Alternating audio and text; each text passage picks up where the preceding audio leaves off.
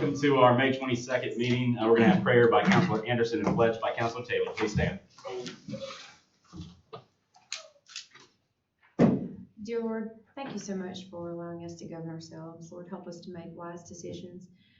Give us wisdom and help us to lead the city in the way that best reflects our love of the city, our love of you, and our care for its people.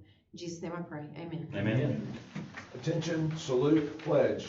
I pledge allegiance to the flag of the United States of America and to the republic for which it stands, one nation, under God, indivisible, with liberty and justice for all.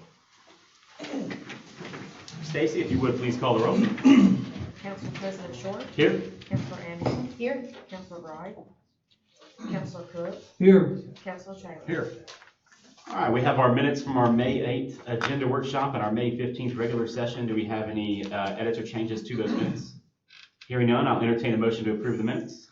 So moved. Second. I have a motion and a second. All those in favor? Aye. Any opposed? Next up, we have no consent agenda for tonight. We do have one item on our regular agenda, an ordinance to annex the properties located at 409, 413, 425, and 429 Alabama Boulevard.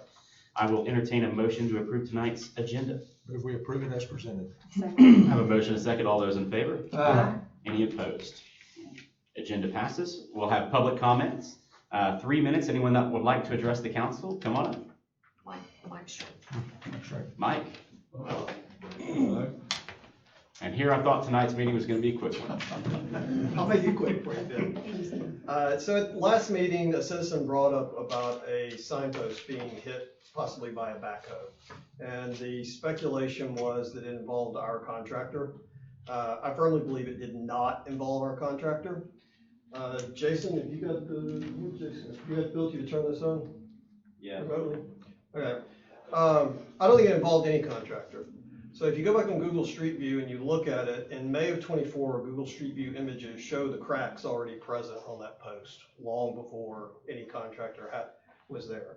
I think what you're dealing with those posts is they have a metal or cast iron core.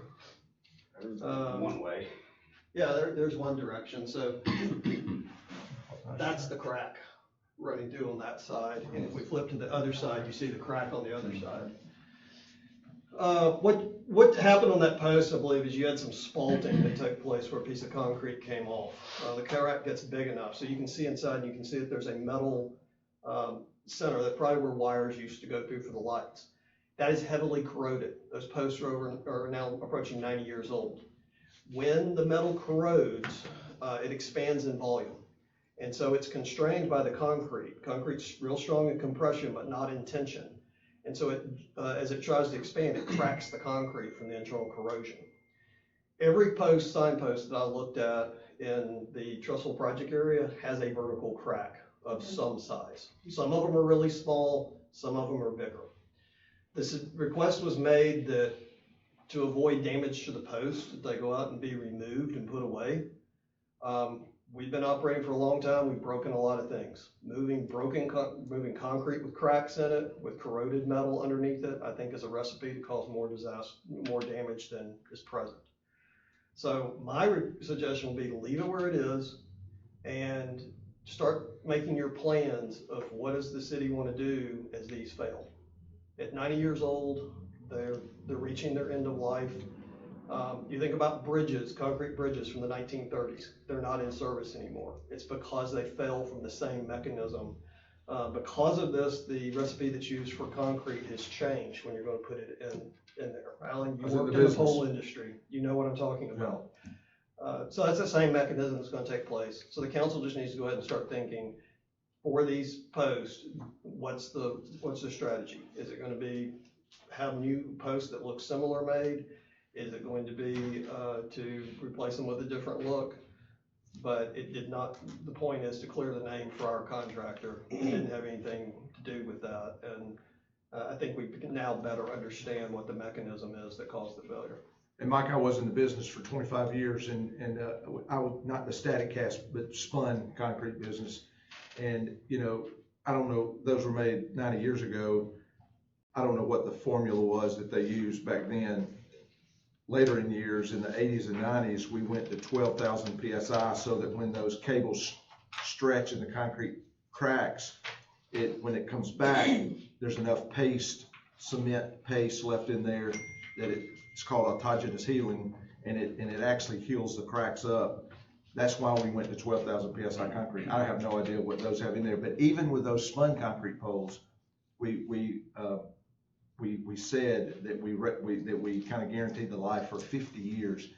Getting more than 50 years out of a concrete static cast or spun, you get more than that out of them from time to time, but that's kind Google suggests that the formulas for the concrete was changed to use fewer chlorides, because the chlorides react and become corrosive, and that accelerates the failure rate. But it's a problem that's going to exist all over the project, and if you get out and you walk the project and really look at all four sides of the signs, I think you're going to find lots of these cracks. What I found is where the arm comes off of the post, tends to be a point that I don't know if the crack's stopping there or if it's originating there, because that's where the mounting bolt made a penetration. But anyhow, that's my information on it. Thank you, Mike. Appreciate it. All right, anyone else? All right, we'll move into our regular agenda. We have Councilor Cook with an ordinance to annex the properties located at 409, 413, 425, and 429 Alabama Boulevard, which does come with a positive recommendation from Planning and Zoning. Section Council President's ordinance to annex, as he said, 409, 413, 425, and 429 Alabama Avenue. It is owned by the city, zoned for RG. With that, I move that we suspend the order and vote on this annexation tonight. All right, we have a motion to suspend the rules. City Clerk, would you please call the roll? Or Stacy, please call the roll, sorry. Council President Short. Yes. Councilor Anderson. Yes. Councilor Cook. Yes. Councilor Taylor. Yes. Now I move for approval of ordinance 2025-009 ANX. Second. I have a motion and a second. Stacy, if you would please call the roll again. Council President Short. Yes. Councilor Anderson. Yes. Councilor Cook. Yep. Councilor Taylor. Yes. All right, that passes. We'll move on to council and mayor reports. Councilor Anderson, Cemetery, Veterans Library, ACTA, Historical, and Beautification. Thank you, Council President. I'd like to say we're still looking for folks to apply for the Cemetery Authority. So please, anyone who's interested, please fill out a form for that.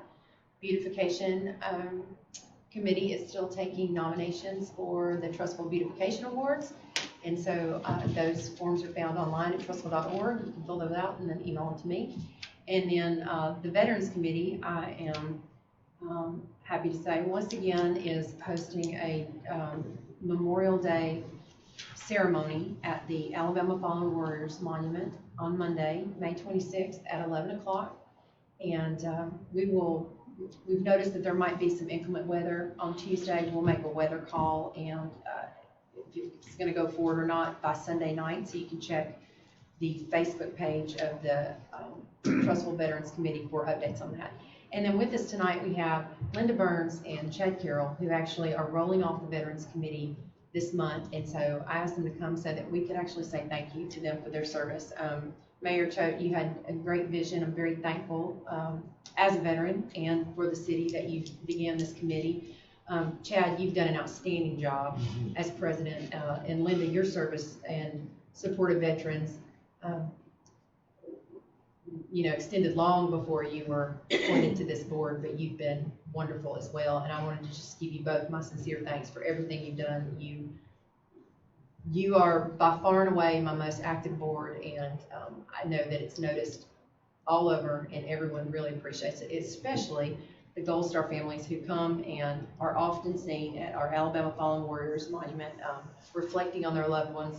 That is just a beautiful part of our city. I just thank the mayor for his vision for that, and to the committee for all your support and everything that you do to support veterans in this area. So thank you so much. And anybody else would like to say anything? Also, both Linda and Chad were very instrumental and worked very hard on our Veterans Park and get that up, and the bus that were put out there. So they didn't get a lot of accolades for that, but both of them worked extremely hard to make sure that got done and got here and came to Trussville because there was other places being looked at for that. And, Living space. they made sure that it got here to Trussville, so thank you. Yeah. Just to see the formation of this board and to see all you've accomplished over this very short period of time of existence as a board. So just grateful for everything that y'all have done. Appreciate your service to the city, and Chad to the country. Appreciate y'all very much. So. And Yeah, I will, well, I just want to say that Scott Butcher mentioned y'all today, and he said he had a word for John Griscom coming in and Mr. Hughes. He said following you two after a board would be like someone trying to follow Bear Bryant and Nick Saban at football. So, and with that, that concludes my report. Thank you, Councilor Anderson. Brian Horson, no, All right, Councilor Cook with Parks and Recreation.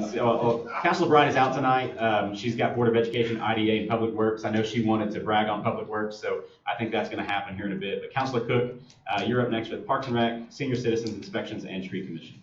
Thank you, Council President. I did get a text from Councilor Bright, and she did want me to mention Justin, his group, his crew worked tirelessly through the weekend, night or early mornings to get the streets cleaned up and yards cleaned up, and we appreciate Justin, you and your crew for what y'all did. And I think the mayor's gonna touch on that again in a little bit.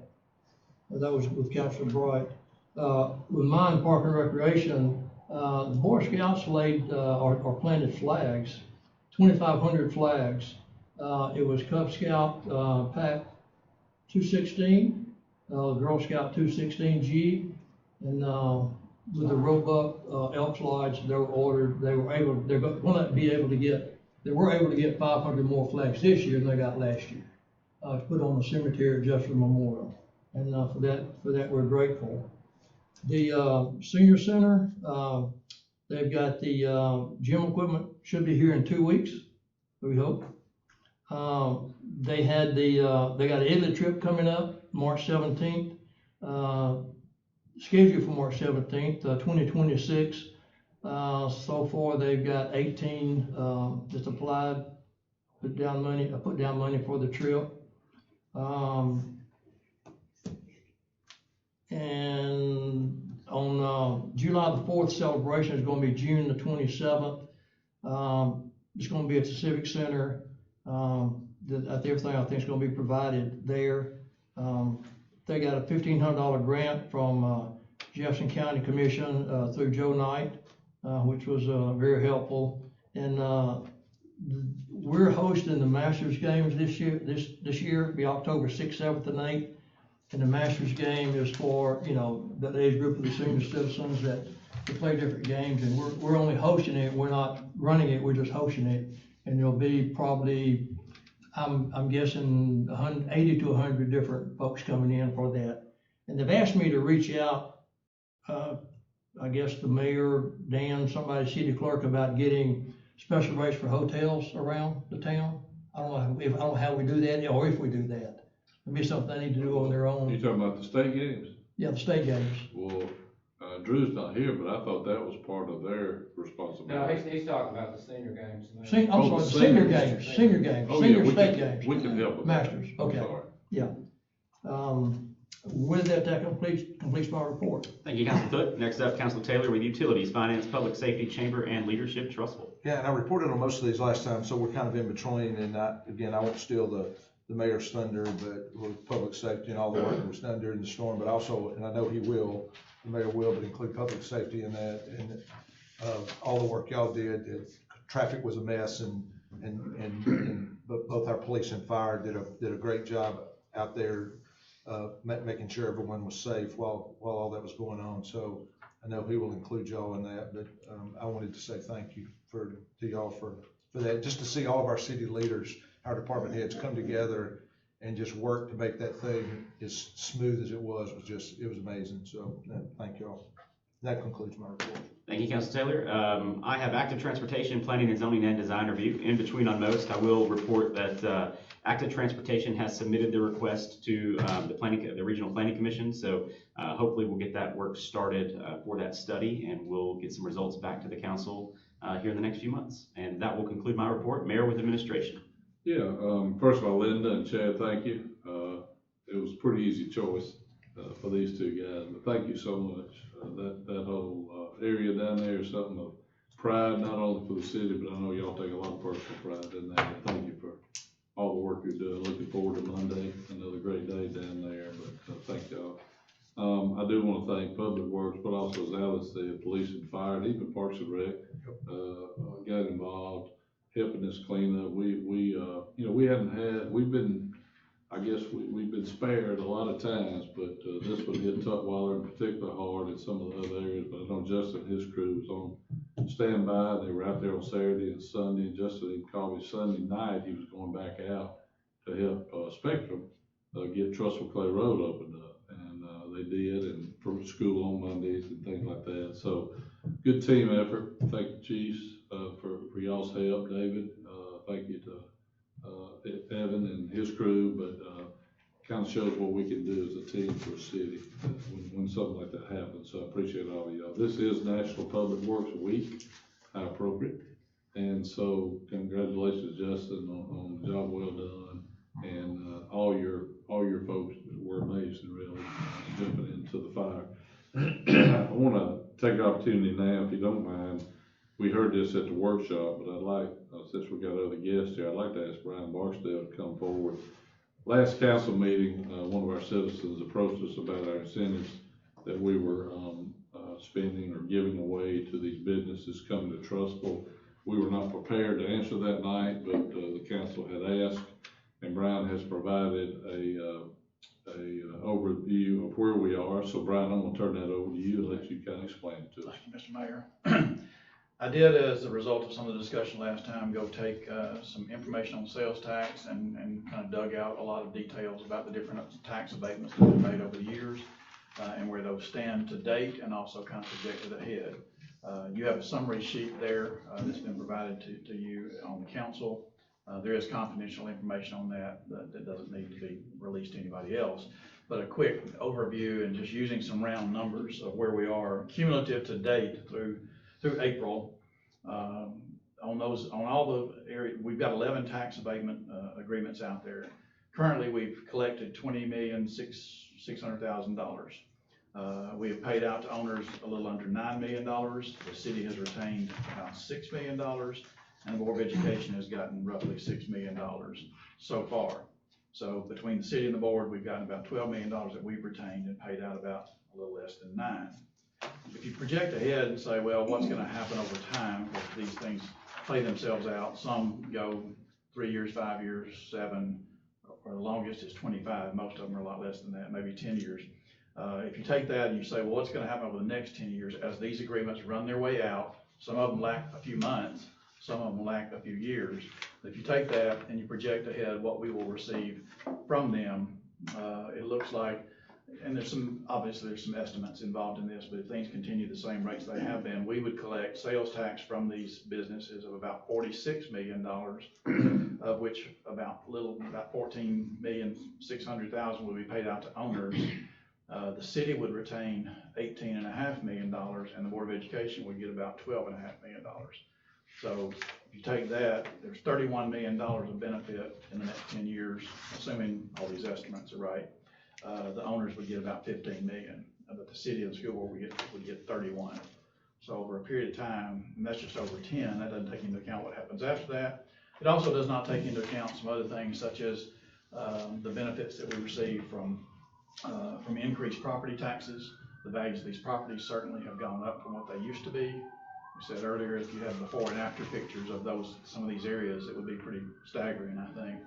But the property tax values have gone up, so property taxes have increased. There's also been new jobs created, both for Trussville citizens and for others, as well as a lot of intangibles that are out there that don't really, not recognized directly in dollars and cents, or at least not to these businesses. I guess you'd like to think that there's some people who visit one of these businesses who also then visit another one. They eat dinner, but they also shop at a store. So a lot of those things that you can't even account for. But I think just what we do know, it shows that there's a pretty big benefit over time. They are costly. I probably encountered this question or this issue in every city I've ever worked with because it's out there. It's pretty constant that business owners come to the city when they want to start a business or even just move a business within a city. They come asking for more money. which doesn't usually happen, but they ask anyway. So it is a pretty common thing. So I did want to present that to you, and if you had any questions, we'd be glad to answer them or do more looking into some things if you'd like. Brian, one thing I noticed that we talked about at the workshop, the $12 million that us and the schools have recouped as well, does not include the entertainment district businesses, because that was $2 million that was paid on the front end of that. Correct.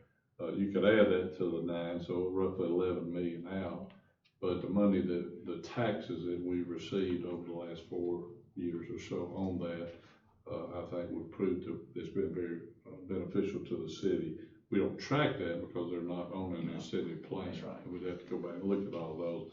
But I'd also say that, you know, what has, as we talked about, one of them I'm looking on here and how well they've done in such a short period of time is the former Kmart shopping center, which was dark. Not much going on up there. But just looking at the numbers here, how much we've already received from that.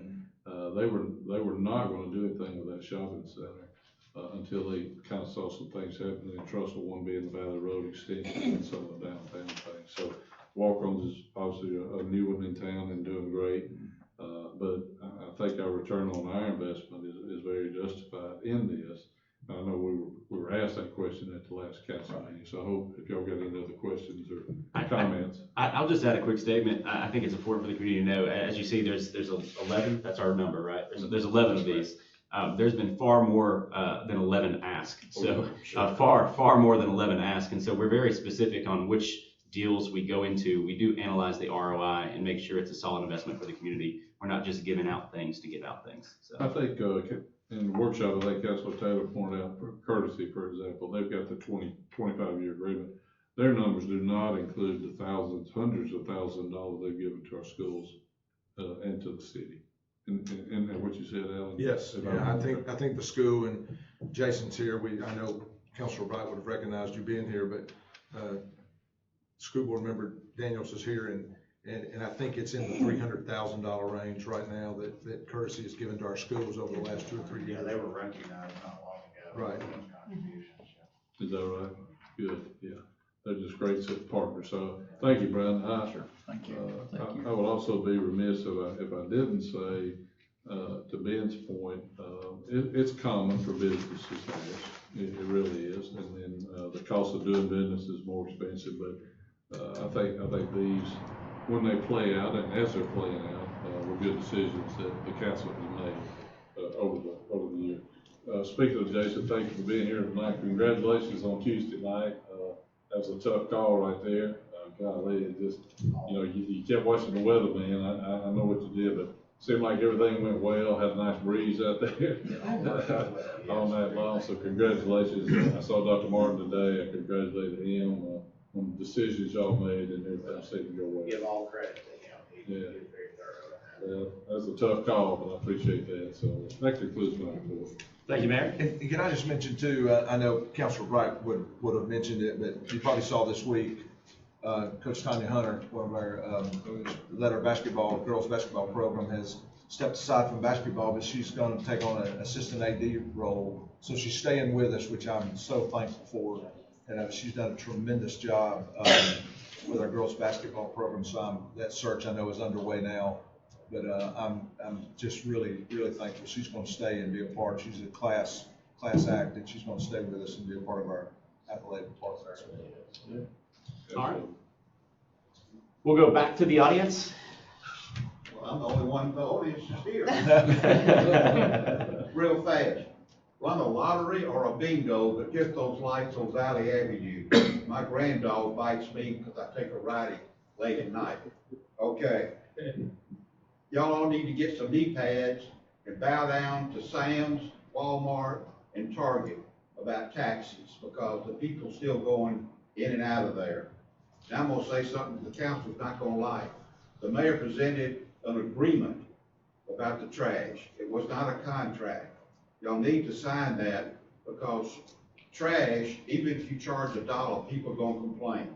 It should have never been started where it was free. Where we used to live, they started that, and then they wanted to change, and the residents, I mean, you thought it was gonna be a world war. And that's the reason I'm here, they ran me out. Thank you, Mr. Chastain. Anyone else? How's Carol doing? Is she, Oh, She got run over by a Kia. oh, man. I hope she's not watching. All right, anybody else? Yes, sir. I wanted to comment on the light post. Sure. I hate that Mike left already, but I went by this post one morning on the way to the post office, checked the post out. The workers already been working there with backhoe in very close proximity. Justin had even gone by the day before and talked to him about not getting into that post. I returned about 20 minutes later, a piece of concrete about this long and that wide, I've got a picture of it on my phone, is laying at the base of this post. I doubt that that just happened to flake off that day. So I still think that the post was bumped, jarred, construction in the area or whatever. But when I went by it, it was intact. When I came back, I saw that big old piece of concrete laying at the base of it. I think what Mike was saying, I'm not doubting that. I think a little bit of bump will do it. Yeah. Some of the posts had bigger cracks. That one has got it obviously on both sides. So I think to his point, it's gonna be hard for us to take down and move and.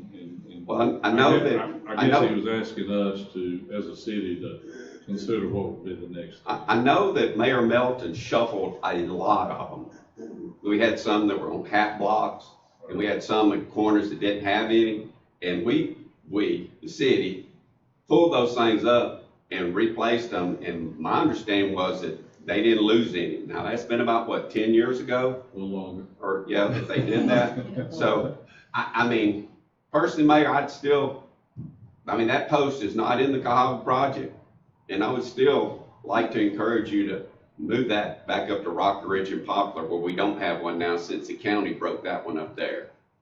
I think, And we probably I do. think you've been out there, haven't you, Justin, and looked at that one. We might, we can try it. Yeah. We're not saying, I think Mike was just trying to say that wasn't all their work. Yeah, the only reason I thought it was the contractor was because the backhoe was right there, Yeah. within feet of it. Sure. And when I went by, it wasn't on the ground. When I came back, it was on the ground. That's the only reason I put one and one together. Thank you, Ron. Thank you, Ray. Appreciate it. All right, anyone else? All right, seeing no